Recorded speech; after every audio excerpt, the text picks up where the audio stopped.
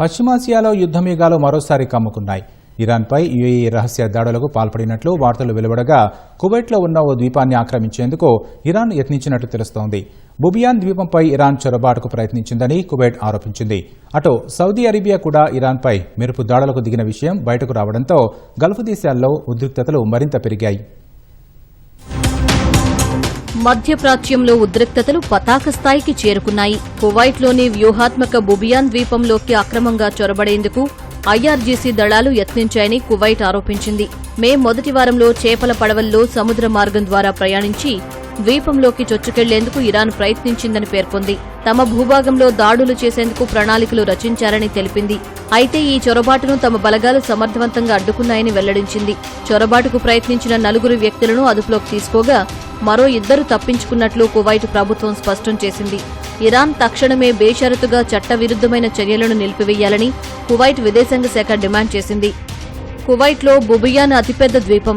ఇందులో ఓడరేవులు, విద్యుత్ కేంద్రాలు, సబ్ స్టేషన్లతో సహా ప్రధాన పౌర, సైనిక స్థావరాలు ఉన్నాయి.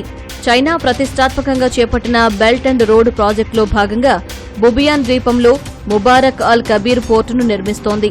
చైనా ప్రయోజనాలకు అత్యంత కీలకమైన ఈ ప్రాంతంపై ఇరాన్ కన్నేయడం వెనుక పెద్ద కుట్రే ఉందని నిపుణులు అభిప్రాయపడ్డారు. వాస్తవానికి మే 3న ఈ దాడి గురించి కువైట్ ప్రకటించింది.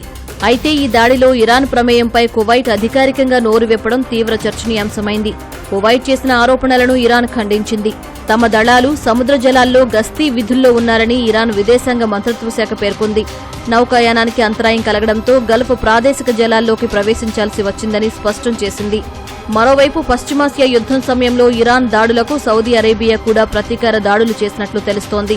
మార్చి నెలాఖరులో సౌదీ అరేబియాపై వైమానిక దళం ఇరాన్పై రహస్య దాడులు నిర్వహించినట్లు అంతర్జాతీయ మీడియా వర్గాలు తెలిపాయి.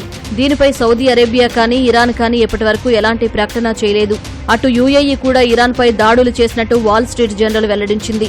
ఇరాన్పై యుఏఈ కఠిన వైఖరిని అవలంబిస్తూ ఉండగా సౌదీ అరేబియా మాత్రం దాడులు చేస్తూనే దౌత్యపరమైన మార్గాలను తెరిచి ఉంచింది. ఇరాన్ రాయబారితో నిరంతరం సంప్రదింపులు జరుపుతూ యుద్ధం ముదరకుండా జాగ్రత్త పడింది. సౌదీ హెచ్చరికల ప్రభావం క్షేత్రస్థాయిలో స్పష్టంగా కనిపిస్తోంది. మార్చి చివరి వారంలో సౌదీ అరేబియాపై 100కు పైగా డ్రోన్ దాడులు జరగ్గా ఏప్రిల్ మొదటి వారానికి ఆ సంఖ్య 25కు పడిపోయింది.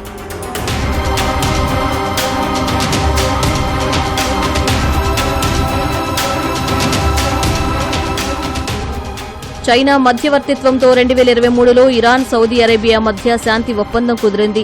పశ్చిమాసియా యుద్ధం వల్ల ఈ ఒప్పందం ప్రమాదంలో పడినప్పటికీ ప్రతీకార దాడులు, తక్షణ దౌత్యం అనే సూత్రంతో సౌదీ అరేబియా తన ప్రయోజనాలను కాపాడుకుంటోంది.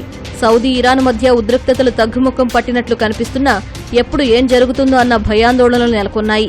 మధ్యప్రాచ్యంలో మారుతున్న ఈ వ్యూహాత్మక సమీకరణాలు భవిష్యత్ ప్రపంచ రాజకీయాలను ఎలా ప్రభావితం చేస్తాయో వేచి చూడాలి.